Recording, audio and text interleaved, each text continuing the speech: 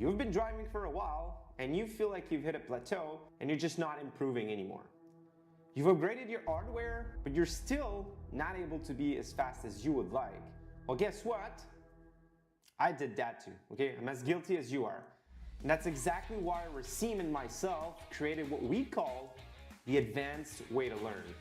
By using the techniques that we're about to show you, we were able to win national championships, and we're now coaching real-life drivers and sim racers all across the globe. So let me tell you why you absolutely need this to improve your racing skills. On this platform, you'll go through 5 learning steps. The first one is going to be to watch video lessons so you can take in all that theory. The second step will be to answer quizzes. We've created some questions to test your knowledge. Next, you'll have to partake in challenges. Here, you'll have to prove to yourself that you can apply what you've learned. You'll go on track and you'll try to beat the instructor's lap times or sector times. Following the challenge, you'll be able to send your onboard replay so instructors and other community members can help you improve. And lastly, you can get involved in the community to meet some new teammates and learn from others.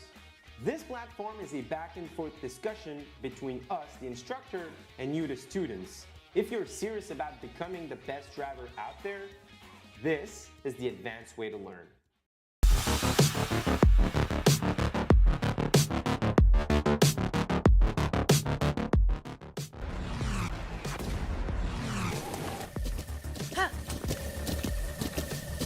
With the Butt Kicker Gamer 2, what you see and what you hear is what you feel.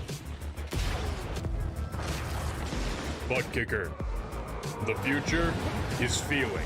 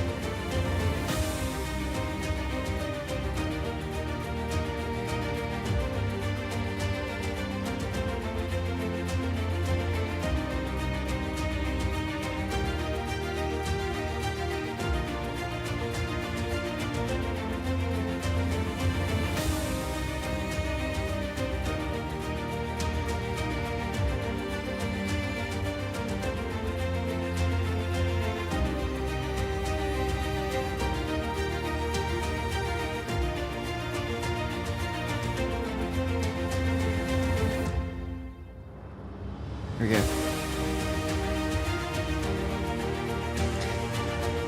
Hello everybody and welcome to the PRL GTP GT3 Series from a very dark, murky and gloomy Zolder circuit here today. Just 26% chance of rain, but try telling that to these guys out on the circuit at the moment. It is going to be a very difficult evening indeed, but a very entertaining one for us as over 40 drivers get ready to go into battle in round 3 of this championship. It's myself, Ian Lear and Dareth Acker with me for this round again. It is not a pleasant day, I think, Dareth. hour is the polite way to put this at the moment. And it comes on a day that everyone will have been worried about at the beginning anyway. Zolder is not known for its multi-class racing, not known for its prototype racing either, but that's exactly what we've got here today. Prototype racing, some of the fastest prototypes in the world right now around here alongside GT3s at the tightest circuit on this calendar. Yeah, I was just about to say that it's not a track that's known for its wideness either, so this is going to be a challenge. We previewed it last week, didn't we, when we talked about Zolder at the end of the race at Spa, and we said it's going to be a tricky one, with the rain piling in as well. I mean, this is going to be near impossible for some of these guys to get it through some of the tighter parts of the circuit, especially if they go side by side. I think this is going to be a real challenge, and maybe might see a shake-up in the field. Indeed, it could be a shake-up that sees Pat Pelchat not win for the first time this season. He's 2 out of 2 so far in the GTP Championship, which I believe we can have a look at now. There you are. 10 points separates him and Nathan Ray, who has scored 2 podiums to his name. Andrew Ellis is in 3rd place, Darian Roy. Mathieu Denis, who is just ahead of Edwin Onofre with just the 1 top 5 out of 2 so far. Miguel Rios is then 7th, then of Neil Alexander, Casey O'Brien and Barry Cochrane to round out the top 10 in GTP Drivers' Championship. Saw Pit Precision Racing GTP are 6 points ahead of Aerokinetics Nightblind Racing in the team's championship.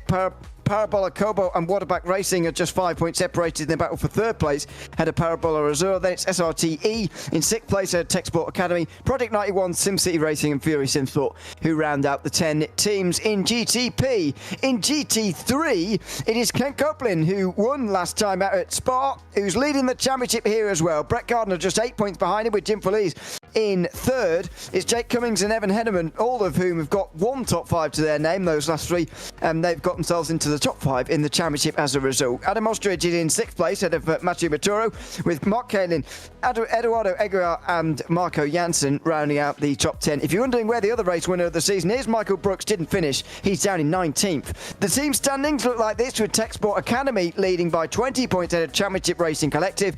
The Wrong Stuff are just 1 point ahead of SRTE GT3, with Rogue Racing in the top 5 by only 2 points ahead of Waterback Racing back row. Tachyon Simsport are in 9th ahead of Drive Trainer Motorsport Green, Rare Racing and Drive Trainer Motorsport Black to round out the 10 teams in GT3. Before we go any further and into qualifying, let's thank the sponsors, of course, that make these broadcasts possible, starting with Advanced Sim Racing. Owned and operated by passionate sim racers, Advanced Sim Racing designs and builds the sturdiest and most durable aluminium profile racing simulation cockpits available in the market today.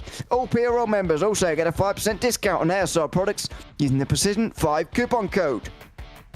RaceBox offers mid and high-end button boxes for sim racing enthusiasts, from the casual gamer up to the most meticulous sim racing driver. Competitively priced and carefully handcrafted, our button boxes are an enjoyable addition to any sim racing setup. Visit raceboxsimracing.com and get a 5% discount using the Precision 5 coupon code. The Book Kicker products add incredible immersion and realism to every game. Feel every nuance and truly put yourself in the driver's seat. Moradness is a performance lifestyle brand motivated by motorsport and founded by professional race car driver Daniel Morad. For more information, visit moradness.com.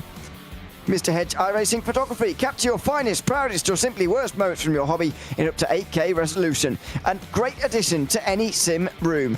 And finally, Advanced Motorsports. Get ready to learn to be fast with Advanced Motorsports. Follow them on their socials to become a better driver.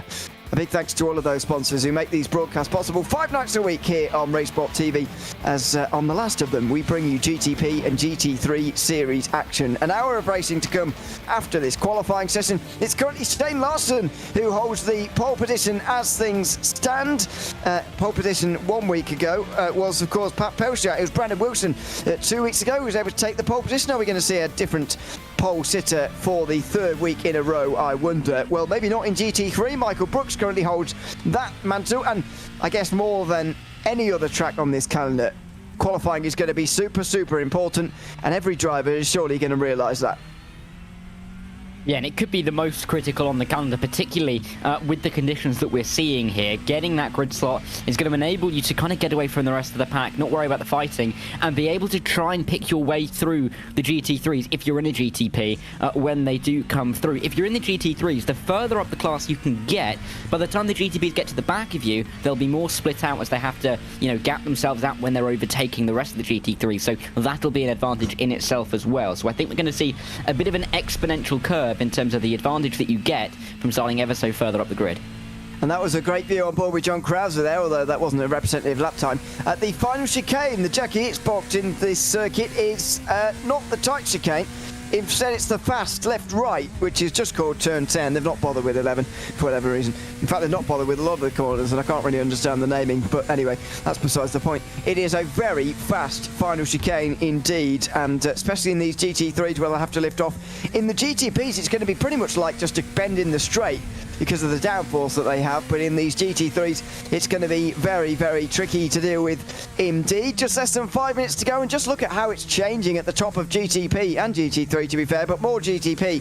It shows to me that not everybody is quite as well practiced around here as they normally are at circuits like Spa, where they're used a lot more readily, and indeed circuits next week like Road Atlanta and the week after Silverstone, Sebring. They're all circuits that everyone drives normally quite a lot, but this week I imagine a lot of the drivers will have been getting up to speed with Zolder as opposed to what they'd normally be doing, which is just refining their setups and refining their driving for the more well-known circuits. Yeah, and I think when the calendar came out, some drivers may have seen Zolder as sticking out like a sore thumb compared to some of the other racetracks that we will be going to, but some will relish this kind of challenge. Some may be a little bit more apprehensive going into a race like this, where maybe they don't really know how the track conditions can change, particularly when we are going to be seeing some changeable weather conditions as well. This is going to be quite an event for a lot of these guys. A note about the final corners you mentioned, with Fries Larsen coming through now. The speed difference between the GTPs and GT3s is going to be quite severe, but it's going to be a big place where the GTPs are going to look to get through on the GT3, so I would not be surprised if we saw a little bit of action in terms of maybe a little bit of contact between the classes down there. That was something that was really brought up in the drivers' briefing, posted about 8 hours ago or so. Patience is key, first of all, which is, I guess, the case everywhere. But underlined, the pace difference between GTP and GT3 is substantial, was, said to, especially to those GTP drivers, especially in the braking zones, which there are a lot of around here because it's all chicanes, effectively, but also noting the fact that it's not possible, really, to go side by side through these chicanes on occasion. And so indeed through many of the corners, in fact, so it's going to be about getting yourself single file, but that's something really to know. And as you say, this final chicane is going to be a big point of difference between GTP and GT3 as well. Can't work out if I'm really a fan of this final chicane. To be honest, I think overtaking between actual class positions, for the positions that actually matter, I think is actually going to be quite difficult today, no matter whether we've gone with a fast chicane or the slow one, but we've gone with a fast one here. Yeah, and it may make turn one more of an overtaking opportunity in that regard. The slowness off the corner that we can sometimes see here at Zolder kind of prevents moving down into turn one with the fast nature of it, but maybe a better run can give you a little bit more of a chance. We'll have to wait and see on that one as the camera suddenly goes through a solar panel. Adam Ostrich is not a driver I was going to mention. I was going to mention about Pat Pelchat, actually, because we talk about him being so consistent, winning the 2 races out of 2 this season, coming in from last season as the season champion, a little bit off the pace of where he'd want to be, and he's not really got much opportunity to get himself back nearer the front. It could be interesting to see where he can be in maybe a situation that he's not particularly used to. And this is Joey Costello making his way down towards turn 7 at the moment. By the way, this is all turn 7. That's what can happen through turn 7, indeed. But that right and left, and then the next 2 rights are all turn 7. So make of that what you will. I don't know what's going on there. Don't know what's going on here either, to be honest. Mark Kalin wasn't particularly positive about his chances in the Discord earlier on. So he just takes a look off to the left there. He's glad that he's on a session on his own here, because he's causing a bit of nuisance in his own circuit. As we go back to Drew Duessy, most of the drivers now have completed their times, their laps, although there are still a few drivers out there improving. Nathan Ray going pretty quickly in the prototypes. Bradley Holly especially going quickly in the prototypes as things stand, making his 492nd appearance in the PRL here today. We're going to, by the end of the season, get very close to number 500 for Bradley Holly in the Precision Racing League. And I think we will get to 500 because I think he's in a couple of the other championships as well this season. So, it'll be great to see him reach the 500 mark. We'll hope that he can, find himself close to the front in this race as well. Drew Duessy, I don't think setting a quicker lap time there, with time really ticking away. It is a last chance saloon. TJ Yankee is going to be trying to come up towards the line, maybe try and improve on his 21st, but it doesn't look like he's going to be able to. He's going to stay where he is. There is Penguins on the right. Still flying the flag for them, and a literal one, indeed, behind him. Just 15 seconds remaining. Don't know if anyone's going to improve here, to be honest, but I can still see those times coming. Oh no, I can't. I'm looking at an outdated timing screen. That would be very pertinent to why I'm talking rubbish, because I'm speaking 4 minutes out of date. Anyway, doesn't matter. The session is over and nobody is improving, and it's going to be a rather surprised pole position for Timothy Larson, who has taken this by a couple of tenths of a second. Larson in the opening round of this championship was down the field, I'm afraid, 21st in points at the moment, partly, of course, down to the fact that he wasn't here last week at Spa, but also didn't have a great time of things when he was here at the opening round of the championship. This is a look on board with him through the final corners. First of all, it's a scary opening to the lap, but then in towards turn number 1 for the very first time in what I've got to say, some quite overpowered prototypes for this kind of circuit. On board here, this is the pole lap with Timothy Larson in GTP. Yeah, I sat back there as he came through the final couple of corners. That almost looked like it was sped up through there. Almost unbelievable speed that he carried. And you can see all the way through this opening sector, fast-flowing corners, struggling to see where some of these GTPs can make overtakes. This is going to be one of the most important corners on the racetrack, I do believe. This little chicane, the flick left, or the turn left and flick right towards this little straight, down at the turn 5 chicane can be crucial to try and make overtakes. And then you come into turn 7, as Ewan was mentioning earlier. Maybe it's a signal of maybe you just need to close your eyes and pray that you get around there safely, because it is going to be a very dangerous spot when it comes to lapping other cars. This circuit doesn't feel right with these GTPs. They almost seem too fast, and that you're watching this lap just being sped up, frankly. Yeah, I literally thought we were watching a sped up replay when we joined this replay, but we aren't. We're just, this is real time, and what a fly through the final sector. Goodness me, it's going to be a frightening hour. Timothy Larson makes it up to the line, and there you have it. That was 2 tenths quicker than anybody else was able to manage. And this is the contrast. This is the substantial pace difference, because this circuit is not very long, but there's more than 10 seconds between GTP and GT3 because of the medium speed corners around here, which GT3s don't really like, especially in comparison to GT3s. And look at this lap. This is not perfect from Jake Cummings. You can see that immediately. However, it is so different to the GTPs we just watched. Look how much more he has to slow down here for turn number 3 and 4. It's so different. They can get over the curves a little bit more down here, of course, at the Klein chicane, but they can't brake as late down into the corner here. That's going to be a point of difference for the GTPs, and even the Corvette can't quite go over the curves quite as much as they perhaps want to. This is, just wait until they get to turn 10 in that final chicane. It's going to be a very interesting thing to watch, an interesting difference. These GTPs have to brake and shift down a gear. The GTPs are pretty much flat out. Yeah, and I mean, over the course of the lap, in the difference between the pole laps, you'd say, well, I've done the math, it's a 17% difference. The GT3s are 17% slower over the course of the lap than the GTPs. That is quite large, bigger than we've seen at some of the other circuits we've been to. And with a lot of that being made up in high-speed corners, that's going to make it all the more dangerous. Let's see what the speed is like for Jake Cummings through this final chicane. This looks more like it probably should. It looks more settled. The car looks like it's responsive, and it's not as scary. But that just means that the GTPs are going to arrive on the scene of the GT3s with them going, 20, 30 miles an hour slower, if not more, into the corner. And that's where we could see a couple of the difficulties tonight. Yeah, not quite a shift down for Jake Cummings there, but that's probably because he had things a bit more in hand. Now an important warm-up session as a McLaren goes wheeling off the Klein chicane at turn 5 there. Important for everybody to get used to traffic again after 10 minutes of driving around on your own, and getting used to there being about 40 drivers out there, although only about half to 2/3 of them are actually out there on the circuit right now. This is going to be some of the most edge-of-the-seat hour of racing that we've actually got here this season. Just 69 degrees Fahrenheit on the circuit. It is a pretty cold track, even despite the fact we're going racing in the middle of the day. We'll be starting exactly on midday, in fact, with a 26% chance of rain. We'll see whether that rears its head in the final moments as well. Didn't it rain on the last lap at Spa? Or am I imagining that? We'll wait and see. We're hearing that the forecast is not showing much rain prospects, so we might get away with that. However, cool track temperatures and a very gloomy, foggy circuit for this race. Yeah, but I have to say, being from, you know, this region of the world, I would take 66 Fahrenheit on an October day, to be fair. So it's not as cold as it possibly could be, but it's definitely not going to be frosty out there. You'd see some team members in jackets in this weather for sure, but it means that I don't think we're going to be worried too much about those tyres getting too overheated and around some of these longer corners and high-load corners. The entire first sector, particularly in the GTPs, we saw how much, downforce some of these cars have, and you can only imagine some of the G-forces that would be applied with the grip that they had. You wouldn't imagine that they're going to be too worried about overheating. If the temperatures were a little bit higher, you may be a little bit more worried, but we'll just have to see how this pans out, because pit stops are going to come into effect in all this as well. I am slightly worried about how much we're going to be able to keep up, though, because it looks like it's going to be busy.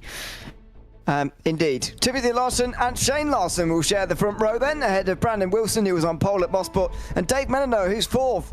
Points leader, Pat Pelchat. Points, Pat Pelchat. Anyway, fifth place for him, just under half a second away from pole there. Edwin Onofre, sixth place, as he is in the championship, incidentally. Seventh place for Nathan Ray, who is second in the championship. He might be a bit disappointed with that, but he did move forward at Spa. He'll be hoping to do that again. Machidani, Miko Rios and Bradley Holly round out the top 10. It's Darren Young and Andrew Ellis who are sharing row 6, with Neil Alexander next. Barry Cochrane in the red and blue is 14th ahead of Darian Roy and Jeff Evans. They've then Drew Duesse and Deacon Greenfield hasn't set a time. He will be 18th in GTP. In GT3, it's Jake Cummings who's taken pole position ahead of Michael Brooks. Just 62,000 separate them, with Brett Gardner for Techsport in third. Jim Feliz is fourth ahead of Andrew Kukulas. Peter Moller sharing an all Porsche row 3. In seventh place, it is Adam Ostrich, another of the Porsches, ahead of Joey Costello in the Ferrari. Miles Brown and Doug Evans round out the top 10, with Sean Stecker and John Krauser, who is 1.1 seconds back in 12th. Carl Robertson, Chase Wilson are next ahead of Jan Elgin and Machi Maturo. Evan Henneman and Tony Costello are sharing row 9. Boris Suin and Sean Murphy round out the top 20, with TJ Yankee in 21st and Jacob Spanji in 22nd. Mark Janssen, Mark Kalin, who we saw in the wall in the Mustang, didn't set times at that session. So, with those two actually making it onto the grid, looks like we're at least going to get 41 here. Haven't seen Janssen on the grid just yet, but I'm believing he is going to make it onto the circuit. There's Jake Cummings, not overly pleased with himself, smug about himself by any means. He is getting on with the job here from pole position in GT3. Yeah, and we'll see what he can do. A driver that's relatively consistent generally, and we saw it a lot last season throughout the year. Definitely going to be a contender throughout this season if he can get a good result here. 2 wins last season and 3 other top 5, so definitely competitive. 4th in the championship overall. He's a little bit further back than he probably want to be at this stage in the season, albeit 4th, but still 20 points back from the championship leader of Ken Copeland. So we'll see what he can do, but clearly having a good time in warm-up, because there's more of a smile on the face there than we often see from some sim racers. I wonder if he's been told that he's on camera. That can sometimes happen. Who was it the other day who was sort of waving and winking and doing all sorts? There's Adrian Kukulas, who is similarly unaware, although in a lot more of a darker room. That one's going to give me a headache, but there you go. It clearly works for him as he drives on the formation lap. They're on the formation lap, by the way. Seeing on our timing screen already, Dara, by the way, 51 laps perhaps predicted for this race. That's a staggering amount of laps, but shows you just how short this circuit is and just what a kind of race they're in for here. It's disturbing me just a little bit. I don't think I want to see these GTPs go through the final corner 51 times, but if we have to, so be it. You can see here, as the cars are going side by side as we get ready for the start, how tricky it's going to be to run side by side. This is going to be a race of attrition. This is going to be a race where you need to be able to survive. The opening pass between the GTPs and the GT3s is likely where we're going to see the most action, and probably with the most danger, but it could lull some drivers into a bit of false sense of security, and we could then see that unravel as we work our way through the race. But this is going to be quite some race. I have to say, I am looking forward to this. Absolutely. It's going to be a fun race, and we'll certainly look forward to seeing all 41 of them. Marco Janssen hasn't got onto the grid yet, but he might start from the pit lane. We'll wait and see. They'll make their way through the fast left-right chicane, and very soon Both Larsons on the front row will be in control of the field. In the purple on the left-hand side of the grid, it's Timothy Larson with that pole position lap, getting in control of the field here at Zolder. He slows them right up before hitting the gas and going here for round 3. It's the PRL GTP GT3 Series, off to a flying start in towards turn 1. Larson leads from Larson, heading at the field ahead of Brandon Wilson, who's in third place on the way towards the final chicane. The GT3s were already able to get going, and so Jake Cummings is able to take the lead in towards turn number 1, and it's a bit more of an orderly start in GT3, but thankfully through the first 3 corners everybody has gone through quite nicely. Yeah, side by side though for P2 in the GT3s, Michael Brooks and Brett Gardner looking like they're trying to battle it out as they work their way, still going right. Of course, 270 degrees worth of right-hand turn in the opening sector alone as they work their way towards the turn 5 chicane for the opening time, but generally single filing their way out, not wanting to go too much, but around the outside, that's going to be a little bit too deep, and a gravel trap already.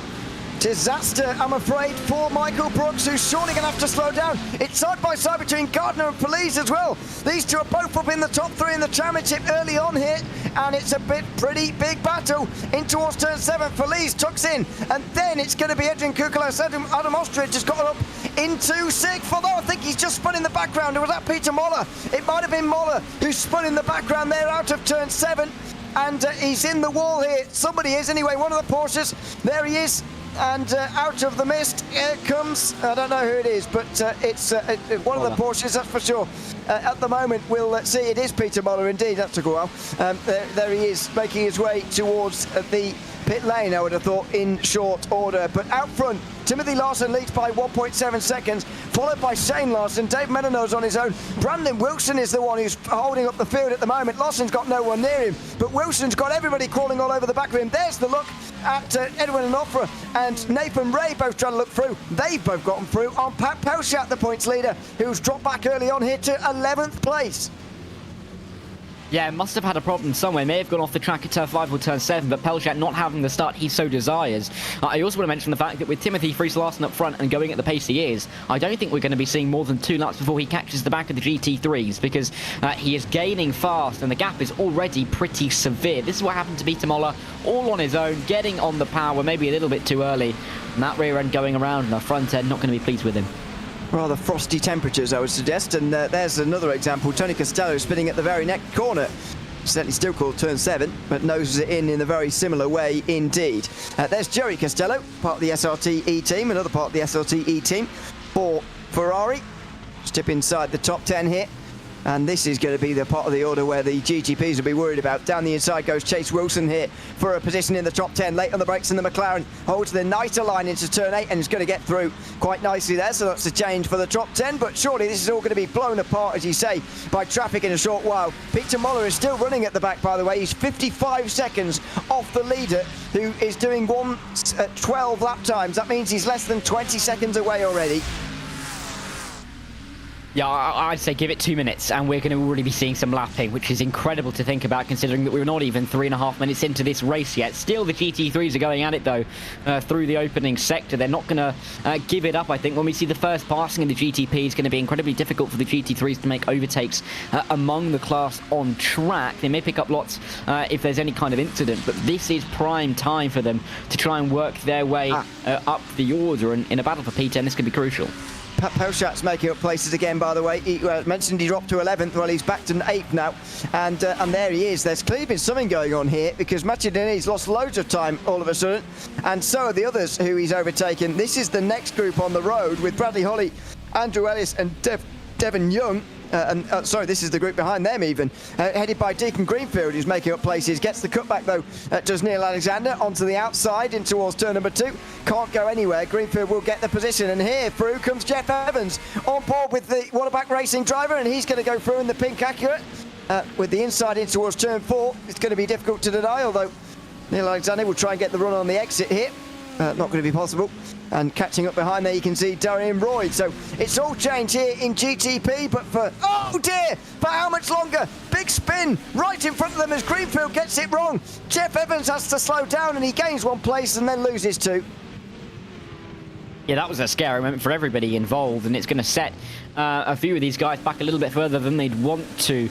Deacon Greenfield not going to be happy at all now alongside Drew DeVess right at the back of the GTP order as they still try and jostle their way through, but not comfortable at all, and clearly showing the dangers of this circuit and how tricky it can be. Timothy Fries-Larsen is dropping time at the front. I think he may have caught the battle of the GT3s, and yeah, there's Deacon Greenfield going around, and yeah, you're right about the graphic. Yep, it's nicely recovered, actually, but let's have a look. It's at the leaders. Larsen is losing a lot of time. Timothy Larsen losing loads of time now to Shane Larsen because of this. This is the moment in the race, and they're right together now. Larsen with 2 battling GT3s ahead of him.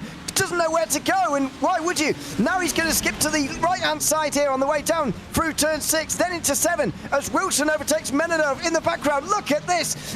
Into turn 7 they go. Brandon Wilshire's onto the podium places already, though he's made contact. There's a huge stack up. There's going to be a pile up here. They're in the grass trying to avoid, and Nathan Ray gains all the positions as there's a huge stack up into the air, I'm afraid, has gone Brandon Wilson. He's still spinning himself back round again. He's going to get back onto the circuit, but that's the disaster that we all feared. Yeah, and Dave Menino getting his way through up into P4 as Pelchat still looking for P5 right on the back of Miguel Rios, as this group has now punched right back up together in incredible drama. And this is only in the opening pass in this race. This can go on for the next 53 and a quarter or 3/4 minutes. Down into turn 1 they're going to go. Here they go. They're not going to go 3 wide into the opening turn. No, they're going to think better of it. They're still going to be 2 wide. A bit of a trapped car on the inside with the GT3 in front, and Pelchat's going to be looking for this. Inside for Menino, outside for Rios. This is incredible racing. It is incredible. Rios goes round the outside and gets the position back again from Dave Menino, who's holding the top 5, but for how much longer? Pat Pelchat's going to have a real run here on the exit, flashes the lights, almost as if let me go here, but there's well within their rights to battle, and they won't go side by side into the chicane rather smartly. The 2 Larsens are still absolutely together here, by the way, although they're 6 seconds ahead of this group. It's remarkable how this race can give and take. This is what happened. Brandon Wilson made a good pass initially, but then goes straight into the side of a Corvette. They stack up behind, sends one into the air, and it creates a car park, basically. Yeah, I don't know how else there is to describe that. 2 wide again, down in towards this really tight and important acceleration zone out towards the start-finish straight. This is Miguel Rios trying to overtake Dave Menino again. They're overtaking the GT3 in the middle of the battle. Again, they'll run through the final turn. They have to single file out. There's no going 2 wide there. As a change for the lead at the front as well, Shane Larsen is ahead of Timothy Fries. Yeah, Menino gets back through then into 4th place as these 2 continue to battle. Pelchat under pressure of his own as well. But yeah, we have had a lead change here. We'll have a look back at that in a few moments' time, because Shane Larsen has gained the lead from Timothy Larsen. Not related, as you can see by the second name spelt differently, but here it is. It's into the final chicane where it's initially all started from here, as they're weaving their way through. Larsen doesn't go aggressive, but he does just hang back a little bit here. Timothy Larsen got a little bit too close to the Ferrari out of the final chicane, I think there, and Shane Larsen just got himself to the inside, blocked him behind one of the Corvettes, was aggressive down the inside, decisive down the inside, and he now leads the race. Yeah, and Timothy Fries just got caught up a little bit, couldn't use the acceleration through the corner and carry the speed and momentum, and it's cost him the lead at this point, and he's dropping even more time as they run their way through surely the final sector for them. More movement. There's a side-by-side on the GT3s. There are 3, I mean, there's 8, 9 cars piling into each other down here. Who is who? It's where's Wally, quite frankly, as they come through the final couple of corners. There's GT3s, there's GTPs. This is Bobby Stewart going around, but through the final corner they come. They're all going to make it through. Are they? Yes, they are. And Bradley Holly looking to pick up places, whilst there's a bit of a ducking and diving from everybody in behind. Rios under pressure from Pat Pelchat, who trucks to the inside again here. Nice cutback. Outside line for turn 2. He breaks late. They really, very nearly rub on the right-hand side there, but Pelchat goes round the outside through 2. Round the outside at 3 as well here. Oh, through the middle as traffic rears its head again. But Pelchat gets round the outside and he might have the place here. What a fantastic overtake from Pelchat, who pulls right in front of Rios as if to say, this is my position, I'm taking it. And it's the top 5 that he now holds. Fantastic overtake from him, and decisively tucks in front of Rios to claim the place as well. He's into the top 5 and will now look to get away. Yeah, even though Rioch has the the monster-looking front end of that livery, Pat Pelchat had the monster move around the outside to go all the way there is absolutely incredible. With the GT3 traffic as well, we're going to try and see something similar a little bit further back as we come in towards turn number 9 with Edwin on offer, looking to try and defend his position and maybe trying to get after Rioch himself, but going to have to be careful. Not too far behind him, right behind him is Bradley Holly in that purple machine, and will pick up any kind of scraps that is left for him, and we might see that through the final corner towards turn 1. Yeah, Bradley Holly's going to have a chance here because Onofre was slowed down through the final chicane, though he's not quite as close. That's exactly how Shane Lawson got the lead, but it wasn't quite as close this time for Bradley Holly, who we can see exactly what he can see once again with the head cam from Holly. As I say, second place all-time in the Precision Racing League's all-time starters list. On his way to 500, but at the moment running inside the top 10. Couple of positions gained so far from him. And thankfully, the GTs have spread out a little bit now, so they can get on with this a little bit more in GTP. But I've got to say, we've already got 5 drivers down pit lane, including Brandon Wilson, pole sitter a couple of weeks ago. Yeah, but Wilson doing his best to try and come back through the field. Interesting in the GT3s how they've stayed relatively at the front, at least. In the order that they started, there's not a whole lot of change. In fact, the top 5 from Cummings down to Takulas are exactly where they qualified, so no change there, and even little change further back. Ostridge in 6th started in 7th, Miles Brown in 7th started 9th, so the front end of the GT3s have stayed relatively intact, whereas there's been quite a bit of jumping in the GTPs. Nathan Ray started 7th to 3rd already, and with a big gap behind as well. It just kind of shows the jeopardy that you can get around a circuit like this with multi-class racing. But the likes of Jake Cummings doing a fantastic job at the moment. But it's like I said during qualifying, the further up you can get, the more gapped out the GTPs are going to be when they arrive to you, and it's a little bit easier to manage the traffic, and that's exactly what Cummings is finding now. This is further back in the pack in GT3, where somewhat remarkably, the top 5 are still the same. And in the same positions as well. It seems almost unbelievable. This, though, in the final few corners is Doug Evans versus Evan Henneman for 11th place in GT3. There's a look at Doug Evans, triple screen display, followed by the, I think that's a timing screen just up above him there, just to, as if he needed any more information, just above where he's looking at the moment. He'll be looking over his shoulder, though, just for now, I would imagine, with Henneman right behind. It is remarkable how, with that first run through traffic here for the prototypes, the GT3s all of a sudden are more stretched apart, and now Doug Evans does let that 11th place go, and the McLaren of Henneman moves forward into 11th. I have to say, though, if I was Doug Evans looking up at the timing screen, I would be petrified of the fact that there's just antlers sticking out of the wall looking at me, and then there's the other, I presume, a deer head to the right. I couldn't deal with that. That would too much for me. But anyway, he continues on in a relatively decent fashion for the time being. We are still seeing these clumps on the circuit, aren't we? And not left between Pelchat and is that Menino? It is Menino. This is the battle for P4. Pelchat looking to try and recover the positions that he lost A in qualifying and B off of the start, and he's ahead of where he was in qualifying now and doing a very good job in the race, and exactly what we'd expect from a driver who has 2 wins from 2 this season, and if you include last season into that as well, he has, what is that, 10 wins in 11? Incredible run of form. Yeah, he is in a very good run of form, but he's a long way off doing that here. Nearly, can you believe, nearly 20 seconds off the lead in less than a quarter of an hour. Remarkable, really. Haven't really seen or found out what happened to Pelchat to let him drop down to 11th so early on in the race, but anyway, he's back now into 4th position and into a respectable place. Is it just up in front here? I think that's Jude Duesse going off the road in front of this battle for 2nd place in GT3. Jake Cummings hasn't had a very good season so far, but these two in the Mustang certainly have. Michael Brooks versus Brett Gardner going into battle, not for the first time this season. No, and Brett Gardner looking to try and pick his way through and not able to do it really anywhere around this circuit. Trying to get through 7, of course, the 6 and the multiple corners of turn 7 and down through 8 to get into this tight right hand where we have seen a lot of action here this evening, it's fair to say. Getting the run out of there at 8 and then towards 10 is exactly what he needs to be doing, but you can just see how unless you've got, a complete claim to the corner, you're not going to be able to make it at turn 10.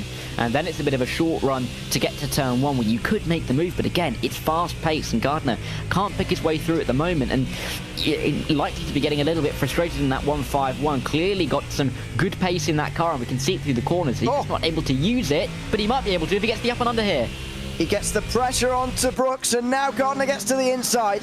In towards turn 3, he's going to have a chance, and through.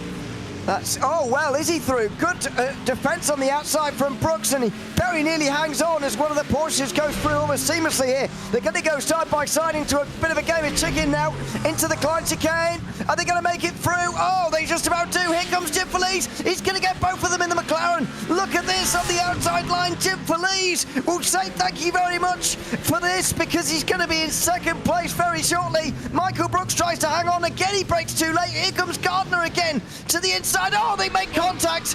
The Mustangs collide, and they're going to collide again. Oh dear, it's around. Michael Brooks and Brett Gardner come together. It's Gardner this time who's in the grass, and he moves outside of the top 5. Goodness me, drama here for Brett Gardner, who's the points leader in waiting here at the moment as things stand this evening. But he's come together with Michael Brooks in a very controversial battle for second place. Yeah, and it's just benefited the likes of Felice and Kukulis. Of course, I mean, Black Friday's coming up in a couple of weeks, but Felice has already got his 2-for-1 deal getting through there. I mean, what a way to pick his way through as well. He had the run on both of them. He had the inside line into the chicane at turn 7, and that is what benefited him. Brett Gardner, you'll be able to see it here, goes too deep and bounces over those sausage curbs. Felice could see this happening, gets the up and under. He's overtaken Gardner well before we get in towards any kind of braking zone, but he's still got work to do on the inside. He lays claim to the corner, takes the apex, and that's him up into P2. He doesn't have to worry about what happens behind him, but there's 1, there's 2, there's then 3, and then there's 5. Oh, there's nearly a 4th gap between them, but so much contact between Gardner and Brooks, and I don't think either of them are going to be happy about it. I think Brooks, oh dear, that's Seven Henneman going for a spin at turn 8, undoing the progress he'd made, so to that point. I think Brooks didn't quite give the room that he should have done to Gardner there through the chicane at turn 7. I think there was definitely Gardner alongside, entitled to be so, because Brooks went deep into the chicane as well, and there was contact. In the end, it's ended up with Gardner off the road and down the field here. He's not had to come in, neither of them had to come in, and they're both still going here, which is the main thing, but they have lost places. Felice and Kukulas both through, as you say, and Gardner now down to 7th place in the GT3 field, down 4 from where he started. As I say, points leader in waiting, because Ken Coblin is not here at the moment in this race, so this will have to become his drop round.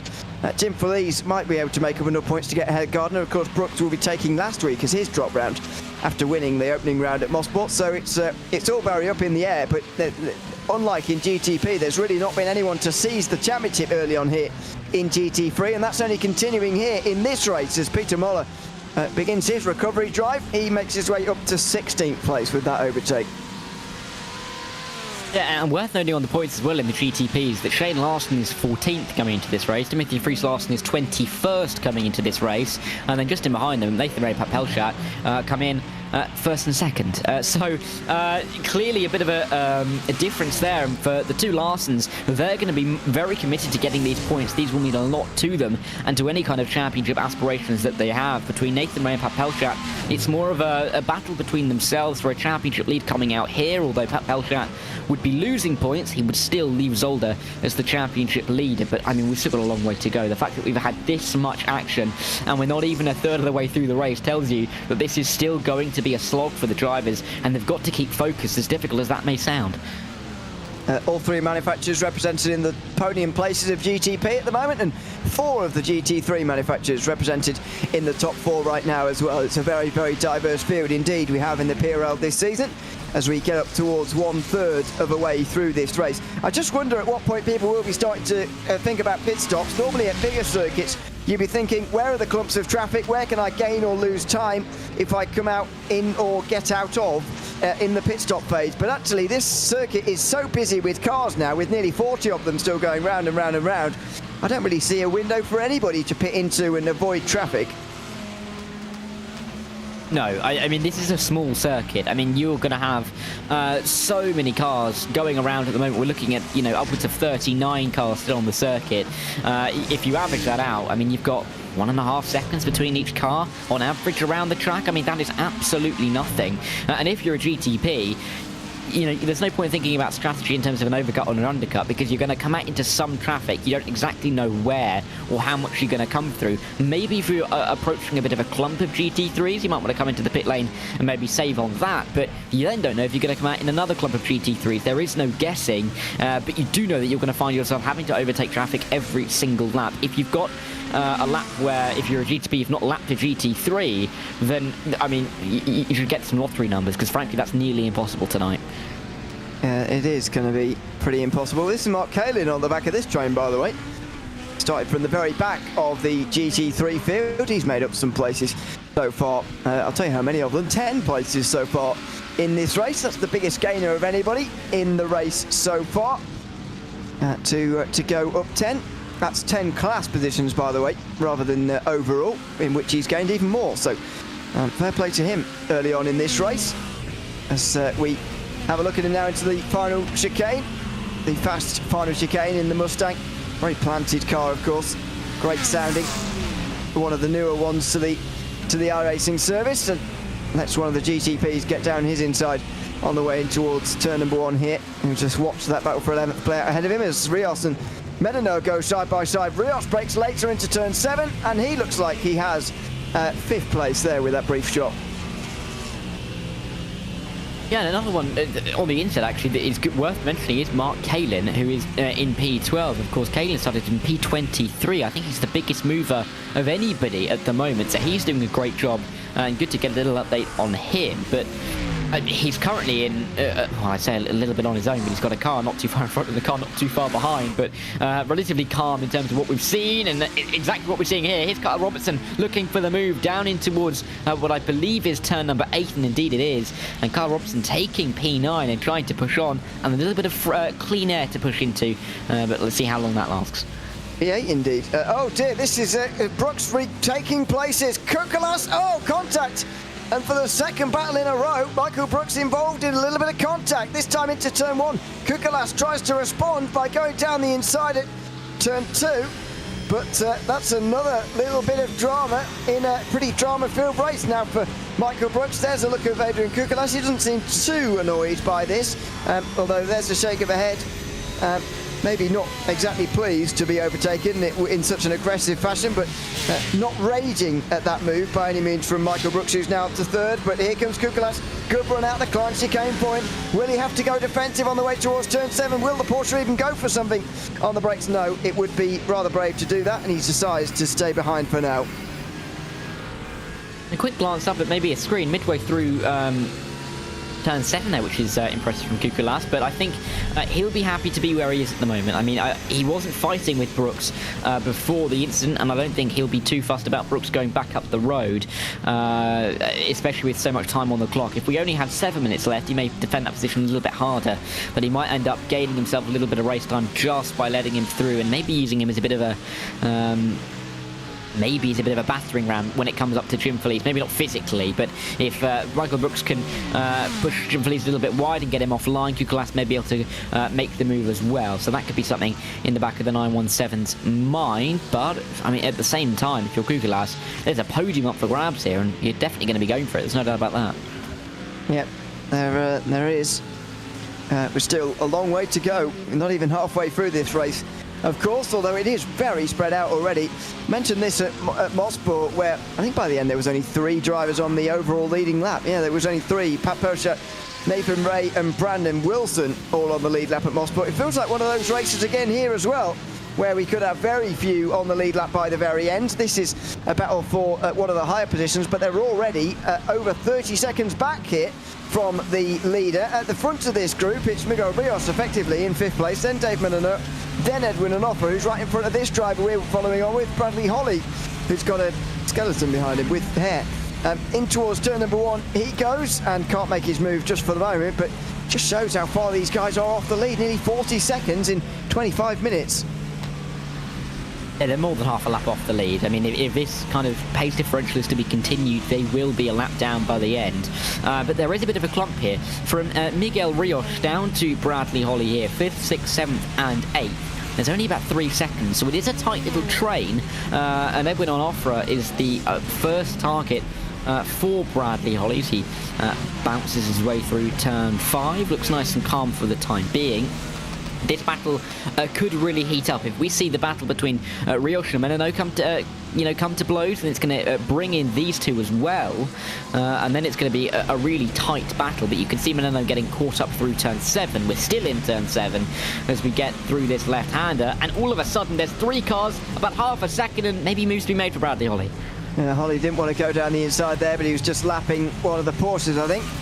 And so it looked like he was going for a move at the time. Onofre might well try something in towards turn 1. No, Menino goes straight in the pit lane. Onofre was slightly put off by it, I think. And Bradley Holly will gain as a result of this on the way down towards turn 1. He'll have another peek to the inside, but he won't go through. Interesting call from Menino there to go into pit lane so early on. And knowing, of course, what we do about the traffic and the fact it's all over the circuit. Of course, knowing that this is still the first half of the race after all. It's a bold call. Yeah, maybe just trying to get out of the battle with the drivers behind, just to kind of see if he can get some pace without fighting into class, but maybe not exactly what he originally planned, especially considering that he's one of the only drivers, if not the only driver, in the GTPs. In fact, I think he is, to have a planned pit stop. So it's going to be interesting to see how that shakes out, but I can't imagine it being necessarily the quickest strategy, but I mean, you never know. We're still close to halfway. Should be able to get to the end on fuel, so we'll see how it goes for him. Not sure why Neil Alexander's sat on pit lane at the moment with no rear wing. We've been in there for about 15 minutes, but I'm not sure we saw why. As out the pit lane comes Dave Menino, past behind the solar panels. I didn't realise they had solar panels at this circuit, or indeed why, because when is it ever sunny in Belgium? But also, when on earth did they install those? I've never seen them before. Neither have I, and I think to your point, I think they'd be probably better placed with some wind turbines than some solar panels. Yeah, but exactly. Hey, yeah, very windy. You know, at least there's an effort being put in. Maybe the wind turbines were too big and too much of a safety hazard to put in inside the circuit, so they didn't go for it. I know that there's a canal actually. There's a canal that runs parallel to the circuit between turns 3 and 4, so they probably couldn't expand any that side. But anyway, that's getting into energy management, and that's too much for a race spot broadcast. But sorry, there looks like a windmill there. Oh, there's windmills. They've got it all. Oh well, there we go. We can be pleased with that. Yeah, bang a few more of them windmills in the middle of the circuit. No, not solar panels. You're not going to be getting any energy at the moment from them until about April. Anyway, into the final chicane. Oh, well, that's close. For one of the Mustangs, it's Brett Gardner retaking some of those places. I think that's Ostrich he's just overtaken.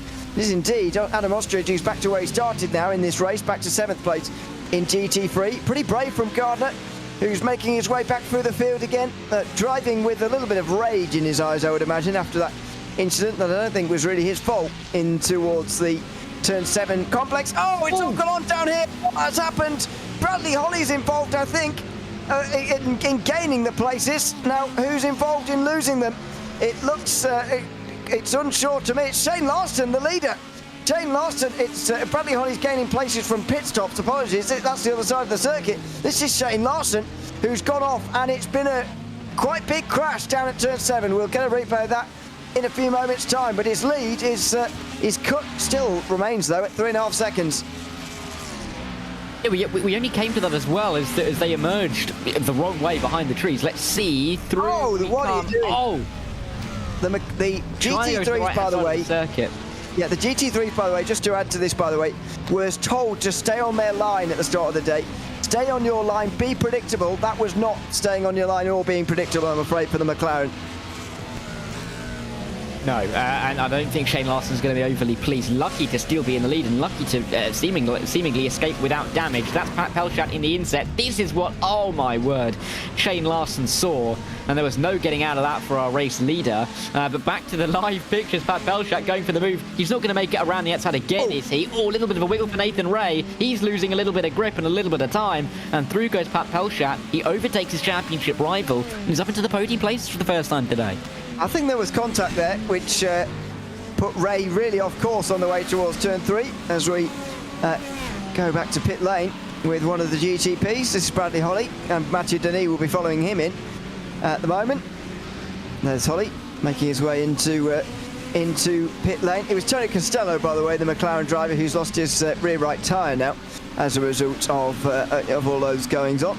So there you go. But yeah, Pat Pelchat through to third place. I think there was contact with Nathan Ray, which caused him to have a bit of a wiggle on the way towards turn 3 or 4. But there you go. Pat Pelchat is through. Now he's going to be slowed down by traffic. Does he decide to come in and get rid of all that? No, they're just going to slow down before the corner and then power on their way out of it. Will Ray get a good enough exit? I think these drivers who are leading on the way towards the final chicane and getting slowed by traffic have sort of worked out what to do here, and they're getting less runs on them with every lap that goes by. Nathan Ray couldn't do anything there, for example. No, and he's just having to stay exactly where he is. He's not dropped too far back behind Pat Pelchat as he emerges behind the solar panels, and you can see why, because Pelchat's getting a little bit caught up behind the GT3 traffic. Going to block the middle of the circuit, though, make Nathan Ray decide where he's going to go, and then follow accordingly. If he has the advantage, which he does, he'll bounce his way through. They're going to lap a fellow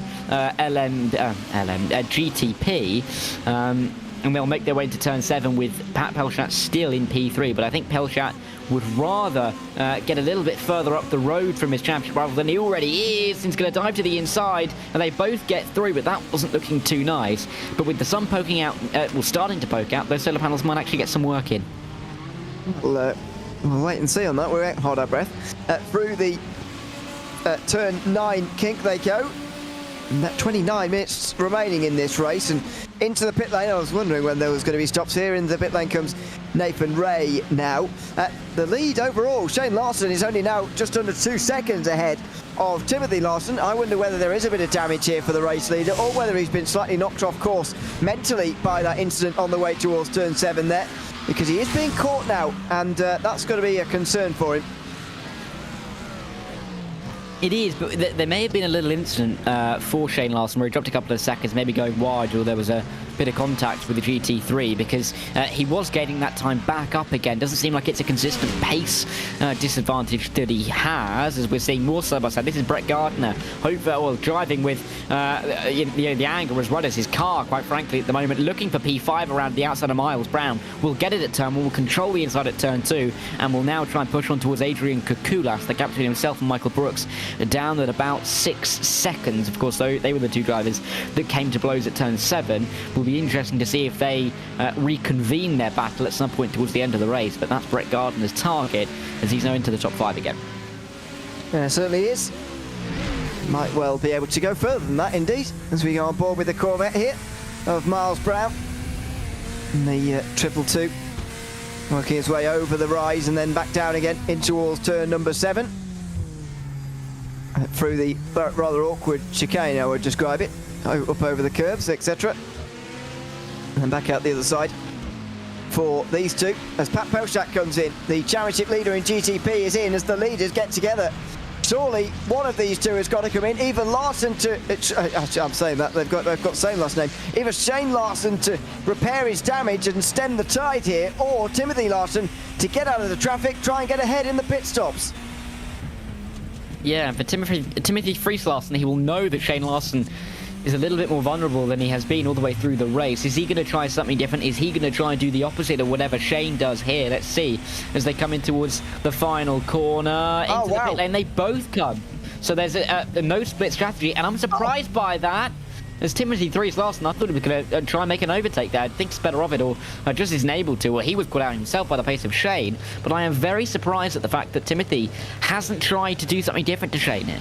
Well, I think they both saw traffic in the final corner there and thought, I'll come in, and decide that pit stop battle is the best way to settle this. Will Shane Larson have any damage to repair here? If he does, I think this pit stop time could be longer than that of the number 12 Porsche, and that would lead to a lead change. Let's see, as they will stop in their box. Up on the jacks goes Shane Larson, of course, maybe to try and help some of the damage on the car, maybe to change some of the tyres. We'll wait and see when they emerge. It's a bit of a waiting game as they sit there, and we'll wait to see who emerges first. No movement on the jacks, though, from Shane Larson, so he's not going to be coming out anytime soon. There's the movement on the jacks. Who's pulling out first? It's going to be tight for sure, but it's going to be Shane, and he's got a big advantage. Timothy's still in the box. Wow, that's a long stop. That's a very long stop for Timothy Larson. and not entirely sure why. He was pretty gingerly into his box because he couldn't really see it, with Shane Larson right ahead of him. That's always a tricky point, but he's 5 seconds longer in the box. That could kill him in this race, that really could, as they make their way out again. Nathan Ray has done a drive-through for some reason. That's why he's only just ahead of Shane Larson in second place. Miguel Rios yet to stop, and that's why he's leading. Oh, there's a spin as well out of turn 5. I'm not too sure who that was, but we did see the front end not facing in the right direction. That is Matthew Denise, who was not having a good day of it at all, down in P13. And already a lap down on the leader, Miguel Rios. So really not having a very nice day, and spinning around at turn 5, a place where we've seen a couple of incidents, but I think that's the first time we've seen a spin possibly on your own down there. This is just hits that second part of the curve a bit too much. I was nearly saved it as well, but spun around, and there's a very slow getting yourself back turned around again, facing the right direction. So there you go. Mathieu will get himself back going again. Oh, careful, and make sure he doesn't get in anybody else's way as he makes his way back out again. There goes Shane Larson, just in behind Nathan Ray, and he looks like he's in control of this race again now. Does Shane? Second place at Spa, of course, didn't really get that close to the win, although it was only 6 seconds at the line. At one stage, it looked like he might well be able to get there, but this is going to be the bigger concern, I think, for Timothy Larson. Pat Pelchat and his rise through the field. He is just on the back of Darian Roy, who has yet to stop as well. That being said, that gap's still standing at, at 12 seconds. It's going to be tricky for Pat Pelchat to try and reel him in now, especially with the traffic that he's going to have to face. I think it would take maybe a couple of little moments from Timothy Freeze for him to be able to do that. Here comes Pat Pelchat. The mistake came from Darian Roy. Outside, braking much later into turn 5. If it's going to work for him, there may be a little bit of contact with the mid-corner. Bounces over that really high curve through the second part of the chicane. There's a flashing of the lights from Darian Roy, but Pat Pelchat has that move done, and he will move as far and away as he can from Darian Roy in the very near future. Been impressed with the respect shown between these drivers in the chicane by going side by side, especially here. It was it's been quite good to watch. Miguel Rios is in, as is Nathan Ray, and that should cleanse the field now in GTP. GT3 pit stops have also begun here.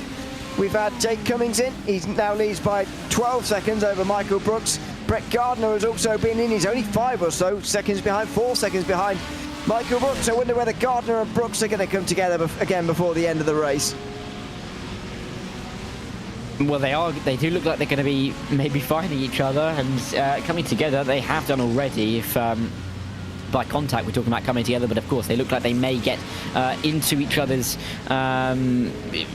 window, whatever you want to call it, within each other's 1 second gap or whatever between them to have a fight. There we go, there's the end of the sentence. It will be interesting to see if they can battle it out cleanly, or whether there's a little bit of a hangover in terms of what we've already seen. It would be nice to see if they could resume their battle, but they also have to be thinking about some of the other drivers around them, the likes of Jake Cummings, who is still winning this race and has been able to kind of get away at the front, despite the fact that the likes of Michael Brooks have been able to get back within 13 seconds, despite all of the battling that we've seen.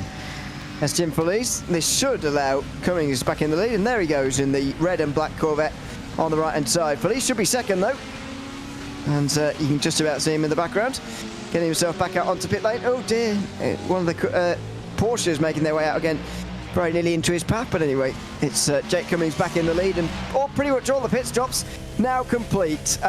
Miguel Rios and Edwin Onofre have got back together again though. Onofre was 6 tenths quicker in the box, but not quick enough to get ahead into 6th place before Rios could get out the pit lane. There are still 2 stoppers to come just ahead, so this will be a battle for 4th place eventually, as there's clearly been something going on here. Kukulas now behind Michael Brooks into, well, again, after the pit stop phase, but Michael Brooks seems to have a bit of front right damage to me.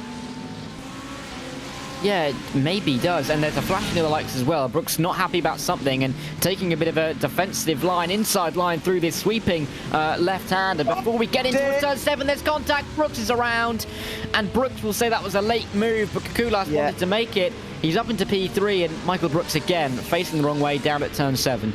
And Kukulas could say that's the repayment for the contact at turn 1 about 10 minutes ago. I'm not sure Brooks would agree. That's a just exchange, but he might have a bit of suspension damage as well here, Brooks. This is bad news for his championship. If he had aspirations, he certainly would have done after winning the opening round, but ever since then it's been very difficult. DNF at Spa. Now he's all the way down to 8th place after that contact with potential damage as well. Yeah, and he is not looking like he's a happy driver in there at the moment. We'll see if he comes onto pit roads, maybe to fix any damage. No, comes through the final corner and will continue on, but in a bit of no man's land now, it's fair to say.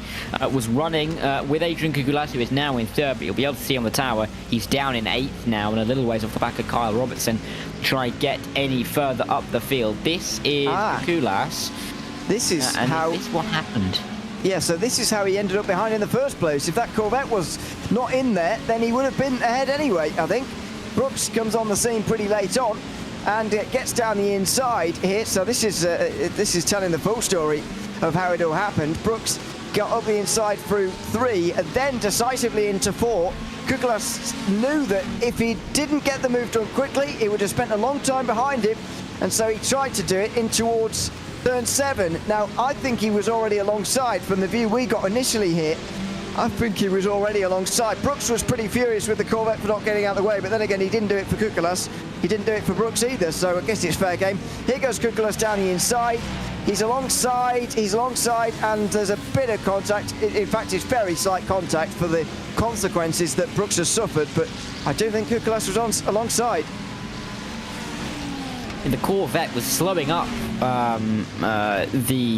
was slowing up both of them down in towards turn 7, and that's kind of why we saw the pinch effect. Greenfield looking for the move to the inside, going aggressive and finding himself on the gravel, spinning himself into a relatively nice position to get himself back out, but not what he would want to see at all.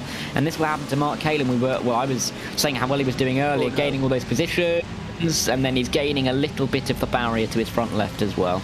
Dave Menino has also been off the road, by the way. At least he's not been off the road, then he's certainly dropped down the order. And he might have had a disconnection. He's no longer part of the server as far as I can see. And that might be down to a disconnection. It might, though, be down to an incident, because he did spend a little while in pit lane prior to leaving the server. So maybe there's a story to tell there as well, as we go back to the battle for 5th place, in GT3. Adam Ostrich just ahead of Miles Brown in a very busy part of the circuit. Ostrich hanging on to this position for the moment, making up a couple compared to where he qualified. Just surviving in this race for these two has given them quite a lofty position. Yeah, and they're going to be pleased about where they are, aren't they? For sure. I mean, if you can gain some positions without having to do tons of work, and just by keeping it nice and clean, you're going to feel much more rewarded, I think, than if you worked your way up. Well, it depends, but the reward that you can feel by just gaining places. My goodness! Oh my word! I don't know who that was. It could have been. I don't think it was Pelshad. I think he's already pitted, but someone came into the pit lane there in a way that scared me, and probably scared some of the GT3s as well. I was just saying how if you can gain places through just staying calm and keeping it nice and collected, that can be quite a bonus and feel quite good for some of these guys. That was Brandon Wilson, by the way, who made almost a suicidal entrance to pit lane. Apparently Dave Menino just pitted and left the session, which is a shame. So his good run comes to an end in that one. Over the line for this battle for 10th place, Matthew Denis and Nathan Ray. We've got a lap driver involved as well here, just at the back of the group. Looks like Pat Pelshad might be coming up to lap them, actually, as Ray goes to the inside here, looking for a top 10. And he should have this place as well ahead of Matthew Denis, and does. So that's now top 10 for Ray, but this is lower than he'd expect to be. He's been on the podium twice so far this season. He's not even going to be in the top 5 today, I don't think. No, it's difficult day, not just for him, but for some others as well. I mean, it's been, again, a race of attrition. Some drivers not having the races they want. Michael Brooks being a good example of that in the GT3s. But it has given a chance to some other drivers who are gaining points. I mean, Shane Larson, Timothy Fries-Larson, not having the best of starts to the season, in a great spot now. Pat Pelshad 18 seconds back from the top 2, and a lot of work to do if he wants to get any further up the field. Miguel Rios, we're focusing on him now as well. And it's fair to say he'll be pleased. Comes into this race P7 in the championship, hasn't had a top 5 yet this season, and looking like he's going to get one today, albeit he's got Edwin Oloffer right behind him, and Bradley Holly is about 4 seconds back from him as well.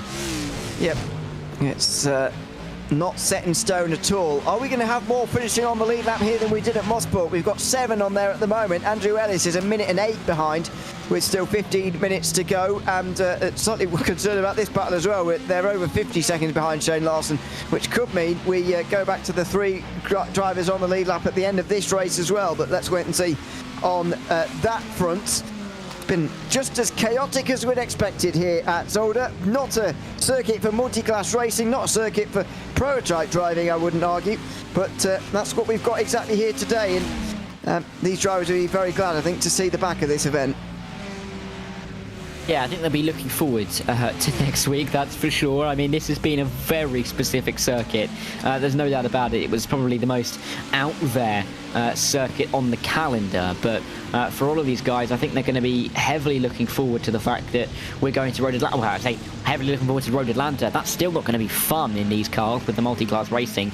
I mean, of course, we are going to be able to see Petit Le Mans this weekend in the real world, and we're going to kind of get an example of what we might be able to see as we go side by side into the final corner. We've not seen that yet today. They've come out of it alive. 83 of Michael Brooks fighting in this as well, and he was nearly in the wall. And he made up 2 places, 3 indeed in one. One of them on a lap driver, of course, but the Corvettes here are not pleased, and this lap driver is not getting out of the way at all. Who is this getting in the way now? It looks like TJ Yankee, I'm afraid, who's getting in the way of this battle entirely there.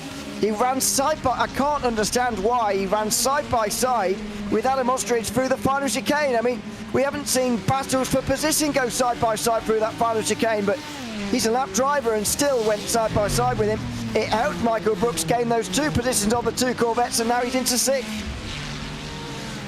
Yeah, and he is going to be flying up towards Adam Ostrich now. The gap between Ostrich and Brett Gardner may be difficult to bridge, but Michael Brooks is definitely going to be trying to get into the top 5, and I think he'd be quite a brave person to doubt him in getting into the top 5 now with the pace and the commitment that he has shown. But for him, he's going to be gutted. He knows how much pace he's had. He's been able to come through the field a couple of times after his mistakes. He will have been looking, or he might look back at this race and be thinking, you know, I could have been right at the front. I could have been fighting for at least a podium, if not the win. So I don't think the top 5 is going to satisfy himself after this race, even if he can get the position here. Brooks very deep there. He's taking some unorthodox lines through the final chicane. He did last time as well. But there you go. He's back again as they dive down to the inside here in towards turn 1. The carnage is not going away. And what's really not helpful is the GT3 lap drivers, or indeed lap drivers of either class, to be honest, who are running around, as they're entitled to do on the circuit, of course, but are running in the way sometimes of these battles. As we go on board now with 8th placed Miles Brown, looking at Carl Robertson in his fellow Corvette, and then the battle we were just following for 5th place just ahead as well. I mean, look at this. This is one of the Ferraris down to the inside, slotting themselves right in the middle of this battle. That gap just about big enough for them to justify doing that. So that's fine on that occasion. But yeah, it can get awkward, and it's these drivers who are not on the lead lap who are really getting mixed up in the battles. It has helped Michael Brooks, though. He's in 6th place for the moment behind Adam Ostrich, and then didn't help him very much in this next run. Certainly not helping GTPs either, getting through just seas of traffic sometimes.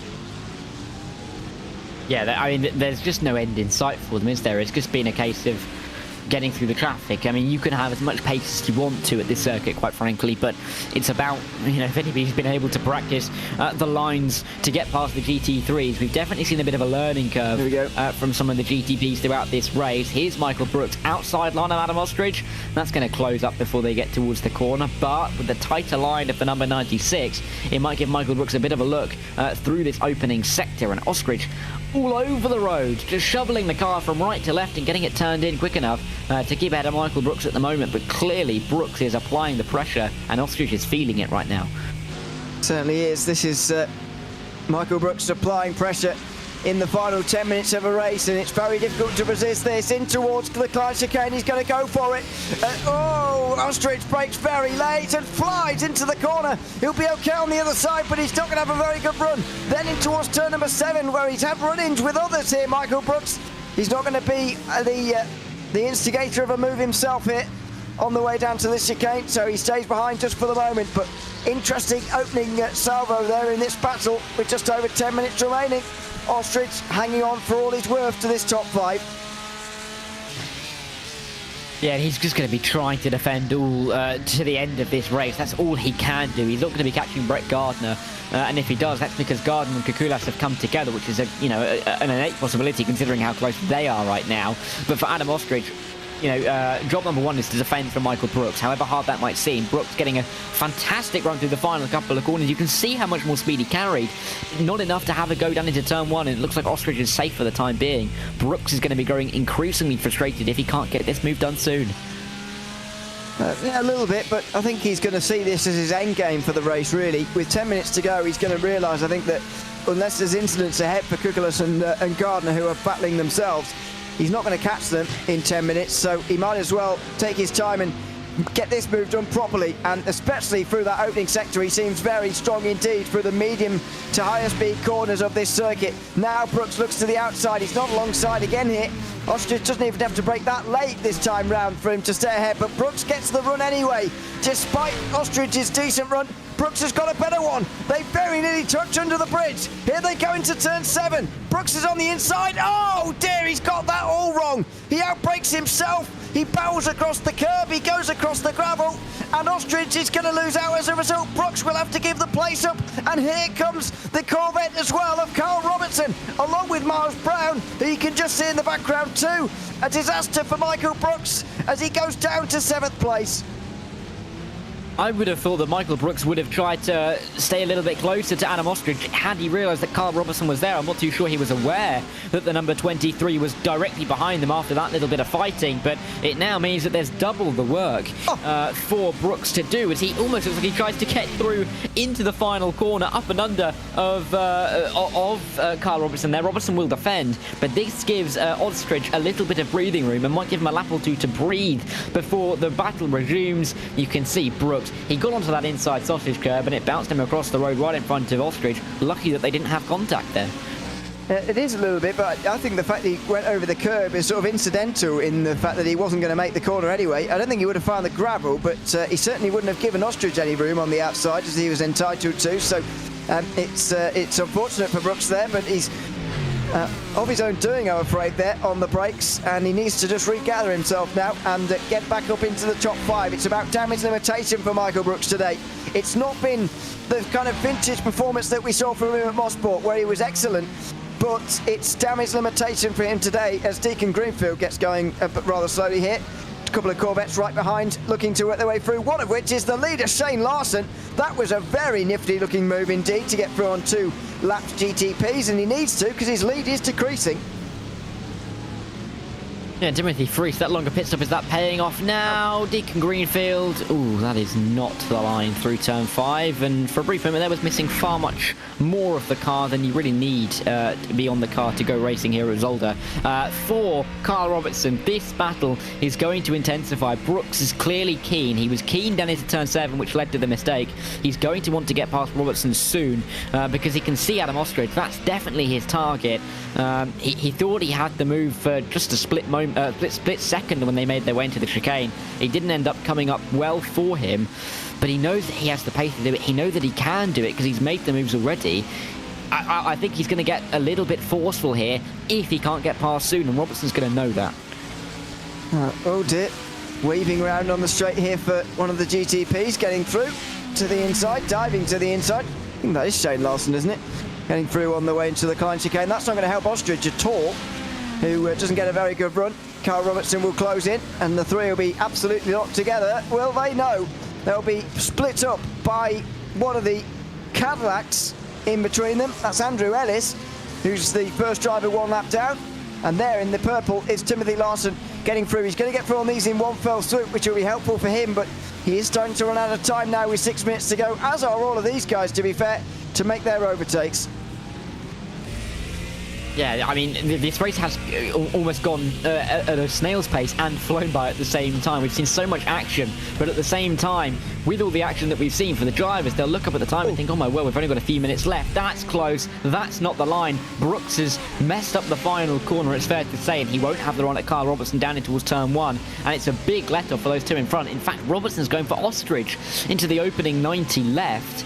And at this point, if you're Brooks, you might be sitting back thinking, well, if these two are going to battle it out, I might try and pick both of them off when they come together. So, you know, this has kind of become a little bit more interesting if you're Michael Brooks. It isn't just a case of him trying to make these moves himself. It may be made a little bit easier for him in the closing stages here. Let's have a look here as he pulls to the outside. It's going to be Robertson to the inside of Ostrich. How brave is he going to be on the brakes into the Klein chicane? Doesn't need to be very. And here goes Brooks. He's going to get a better run out of the turn 6 chicane now. And surely have a go on the way towards turn 7. No, he's looking around, but I think scarred slightly by his last attempt to overtaking Ostrich into turn 7. Doesn't decide to go for it here. The Porsche goes very deep though, and with 5 minutes to go, he's going to be drawn back in again. But the positions stay the same this time round. Yeah, and they'll continue on towards turn 9, or turn 8, I should say, once again. No moves to be thrown there. Now, this is where Michael Brooks is focusing. He wants to run through turn 10. He can clearly carry more speed than nearly anybody else at the moment on the circuit. Will he be able to do it this time round? 1, 2, 3 fly through. He can use all of that momentum, takes a much tighter line, and you can see him gaining ever so slightly through the corner. He'll be gaining like he's got a tow rope attached to the car in front, down in towards turn 1. Defensive line from Kyle Robertson, and it's going to help him out because Brooks can't find his way through, and he also can't find the up and under either, although he might look for it in turn 2. This would be the up and under he's going for. Turn 2, then into turn 3. He needs to get to the inside here before Robertson can quite cover him off, and the Corvette gets there in time. Meanwhile, another GTP flies through. Don't get tunnel vision, don't think you can take the same amount of speed, and they don't. And now they'll weave around looking for the avenue. This is very busy now though. Some GTPs coming through. Robertson, lets him through. And Brooks tried to follow through, and as he couldn't really see what was going on ahead, just hits that curb at turn 5, the Klein chicane, and so loses a lot of places and positions. Well, not places, but positions. So not places, but seconds, I should say. Goodness me, with a few minutes to go. So Robertson will get away. And Ostrich is getting a bit of breathing space here, although he's got lap traffic of his own to deal with now. Yeah, and I have to go to the outside at turn 8, which isn't going to be a comfortable spot. Bowie Suwen has made a mistake, and it's down at turn 5. And that's nearly a perfect parallel park, but that is not what he's trying to do in this race. Actually, impressively parallel to the wall there. But he won't be, taking that as any kind of consolation at all. As we're seeing Brett Gardner looking for P3, but at the same time, got the 51 car of Jeff Evans coming around the outside of him to kind of prevent him getting a run on Adrian Kukulas. But he's going to get it around the outside towards turn 5 now. Kukulas was compromised on the way towards turn 4. It's a big squeeze. Oh, dearie me. The two of them did not give each other racing room there, and Kukulas goes for the spin. Gardner goes over the curbs, and he takes the podium. Kukulas is going to hold on to 4th easily because of the gap behind, but that was a bit too much of a squeeze for those two. Yeah, I don't really know where Brett Gardner was meant to go there. He was just trying to stay on the road and got a bit of a door bang from Kukulas, who is not looking too phased by it, to be fair, but clearly not going to be happy at all to lose the podium. He's now going to be thinking about trying to maintain P4 if there's any damage on that car at all, but would be interesting just to see it again from Brett Gardner's point of view, just to see if we can kind of see how squeezed he was, because there wasn't anywhere else he could go apart from the grass. You're not going to choose to go there, are you? We'll see it again now, and there's the squeeze, and you can see, yeah, I mean, Gardner's already 2 wheels off the road there.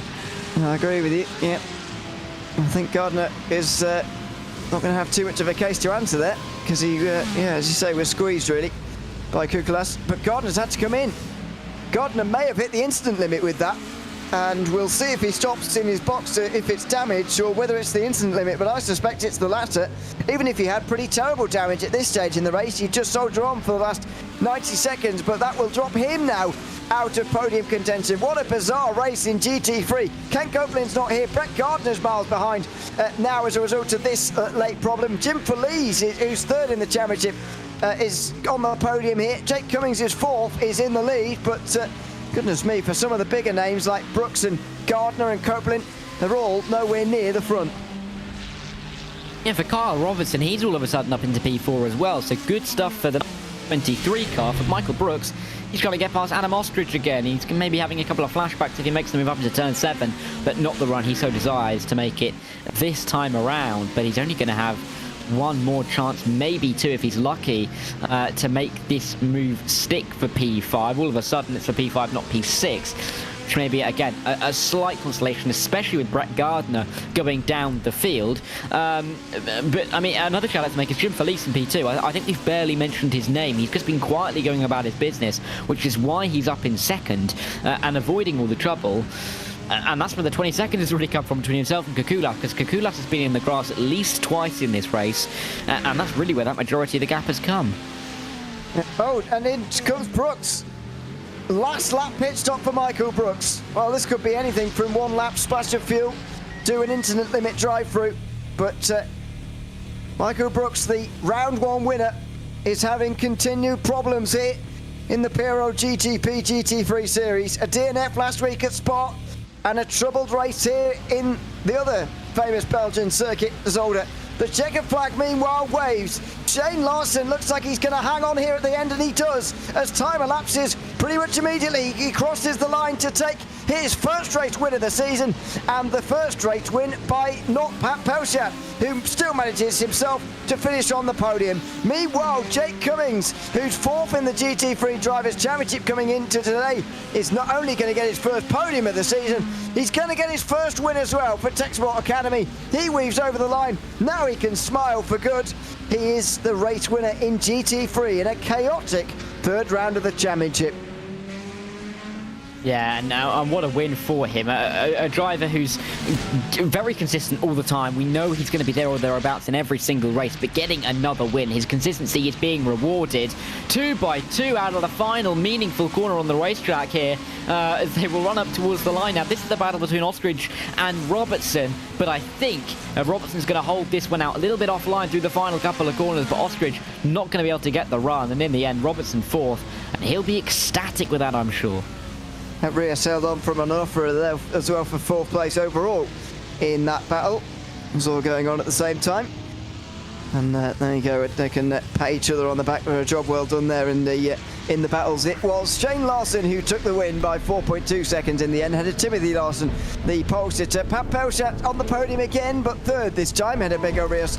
Edwin Onofre and Bradley Holly are the final drivers on the lead lap. Andrew Ellis, Jeff Evans, Nathan Ray and Matthew Denis round out the top 10. Just below that, Darren Roy and Barry Cochrane finished 2 laps down. Brandon Wilson's early issues got him 6 laps down. Devon Young and Deacon Greenfield were 7 down. Drew Duessi 9 down. Dave Menino and Neil Alexander never crossed the line at the finish of that race. In GT3, it was Jake Cummings who won by 4.9 seconds. Adrian Kukulas did get the podium in the end as a result of Brett Gardner having to come into pit lane. It also put Kyle Robertson and Adam Ostrich into the top 5 with Gardner in 6th. Miles Brown rounded out the top, those on the lead lap, I should say. Matthew Maturo, Peter Moller and Evan Henneman round out the top 10. Good recovery for Moller to get up into 9th place there. Chad Elgin finished 11th ahead of Doug Evans. Then it was Michael Brooks a lap down with that late stop. Mark Kalin finished 1 down as well as Jacob Verspangi. Then it was 2 down for TJ Yankee and Bowie Soon in the Corvettes. 6 down for Sean Stecker, Sean Murphy, Joey Costello were both 8 down. Then it was Tony Costello, John Krauser, Chase Wilson and Marco Janssen. The McLarens having troubles today in GT3. I think that delivered what we were expecting, to be honest, Darryl. It was a very, very chaotic race indeed. There's Shane Larson celebrating, as he should, of course. That's 2 podiums for him in 2 weeks now in the first race win of the season as well. But exactly what we expected here from Zolder. It was unmitigated carnage at times. And so no surprise there, really. No, and credit to him, he had a couple of little moments himself. It wasn't the cleanest of races up in the front, but it was clean enough for him to use the pace that he had underneath him that we saw in qualifying to take the win here. And I mean, all credit for a man who hasn't necessarily had the best of starts to the championship. This is really going to be able to kick him on. Didn't start the opening race, which is kind of why we don't really see him near the top. He's really going to be in contention, and definitely a driver we have to talk about for a championship picture now, because he's got to win. And after the last week's performance, where I believe he got a podium as well, he is right up in the fight. I was going to drag him into chat about the win, but he's just gone. So never mind. We'll get back to that in a minute if we can. Well, we've brought Timothy Larson in now, so we'll do that for the moment. Congratulations on second place here tonight, Timothy. Good to have you with us on broadcast. How are you feeling after that one? 4 seconds at the line. You were on pole, of course, finishing second. Are you pleased, nevertheless, with the result? Not really, but I mean, I had the pace to win, but the traffic screwed me over a lot. So more to be desired. What were the keys to actually going well through the traffic here? It was a big factor for everybody, not least the GT3 traffic, but actually overtaking quite a lot of GTPs in the end as well. I mean, only 6 of them finished on the lead lap. How was the best way to deal with the traffic? Just patience to survive and yeah, luck as well. Of course, congratulations on second place here tonight, Timothy, and thanks for coming to chat to us as well. Thank you. Thanks very much, Timothy Larson there, finishing in second place. Let's now bring in Shane Larson. Now he's figured things out. Welcome in, Shane. Good to have you with us. And congratulations on the win. You were able to hold on from Timothy Larson in the end, which was a bit of a bizarre one to defend from someone with the same name, but anyway, you've held on for the win. How was the racing generally compared to what you were expecting here tonight from Zolder? Unfortunately, it's exactly what I expected. This place was going to be crazy with traffic. Yeah, it felt like Long Beach without the walls, and traffic was going to be key. Definitely got some sketchy moments in there for sure, but I'm sure everyone was having some moments. And proud of my pit stop call, I'll say that. Yeah, seemed like a good call. I want to go back to that traffic incident though. You say everyone will have had incidents. Well, not quite like your one down at turn 7, that's for sure. You came to blows with a McLaren not long before your pit stop. Just tell us about that from your perspective. Yeah, the spin and win, but yeah, we survived, so that was fine. But from my perspective, I was just going on the outside. DTs don't really take the inside, that's just racing line, and he just pulled over and just brake checked, and I had nowhere to go, and we went flying, but thankfully didn't have too much damage, could keep going, got it all fixed on the pit stop, so could care less now, but... Yeah, one of those that you look back on and think, got away with that a little bit. But there we go. Congratulations on the win, Shane, and thanks for coming to chat to us as well. Yeah, thank you guys. Thanks very much. Shane Larson there, the winner of the race tonight. Ahead of Timothy Larson, who we've already chatted to. And of course, Pat Poshat, who finishes in third. Congratulations, Pat. Welcome to the booth. First of all, tell us about the start of your race. We noticed you were struck down in 11th early on in the second lap. What happened there? Oh, I had a small spin at the beginning of the race that was totally on me. But yeah, I kind of, I don't know, man. I didn't put it together in quali, and race start wasn't the best. Got caught into some incident, some weird stuff, man, on track tonight. That was pretty something. Yeah, certainly. I mean, do you think you could have got a better result with a better qualifying performance here? Was your pace limit sort of third place today? No. The pace limit tonight was definitely not third place. I don't think I would have got pole. I think third was more realistic than fifth. That would allow me to have a better position on the start and probably avoid some of the mess that happened behind. Would have been probably closer to the guys ahead, and I know at the second half of the race I caught a lot of time on him. So honestly, tonight with all the mess and everything that happened, and the people don't know how to take blue flags and stuff like that, I think third is good for the championship, and I'll take the points tonight. Certainly, third podium in a row. Congratulations on that, and thanks for coming to chat to us as well. Thanks for the broadcast, guys. Thanks very much. Pat Poshat there in third place tonight in GTP. Let's get down to GT3, starting with Jake Cummings now, who won the race. Welcome in, Jake. Good to have you with us. 4.9 seconds for you at the line over Jim Felice, and you led pretty much the whole way. How was that?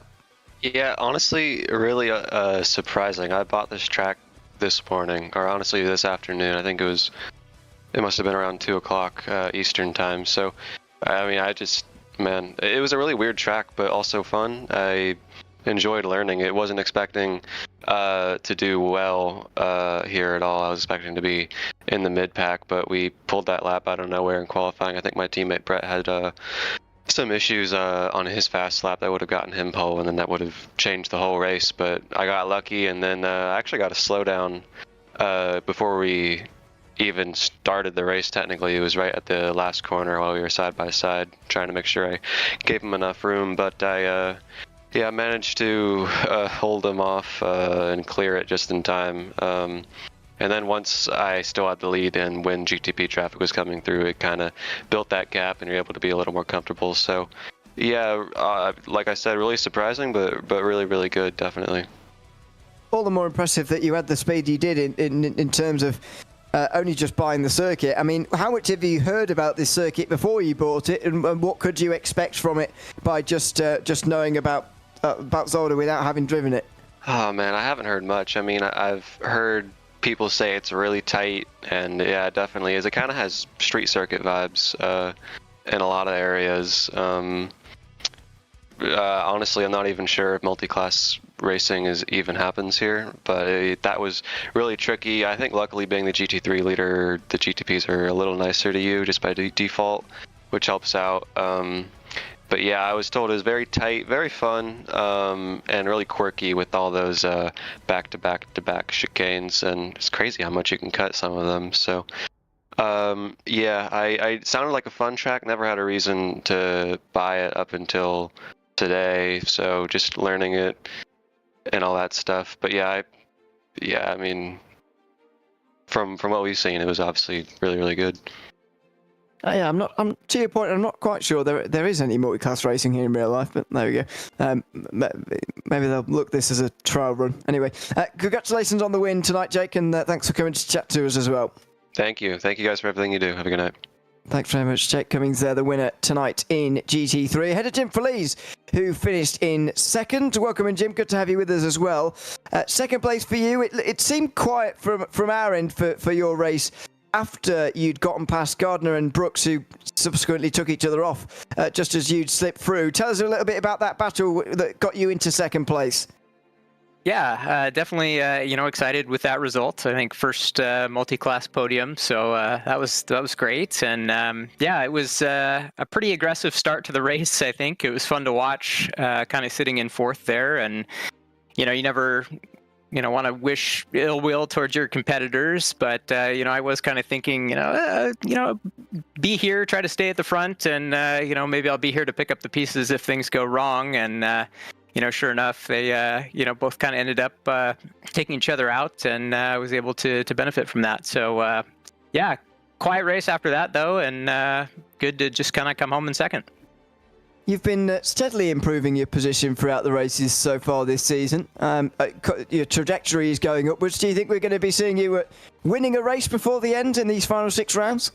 Tough to say. I think, Jake was really the class of the field and was just kind of cruising on his own up front. My goal at the start of the season, just looking at the competitors and the ratings, was to go for top 10s. So, obviously thrilled with a second place, a fourth place last week. So, a win I think will be a stretch, but if I could pull one off here, that would be fantastic. Absolutely. Congratulations on second tonight though, Jim, and thanks for chatting to us as well. Yeah, thanks guys.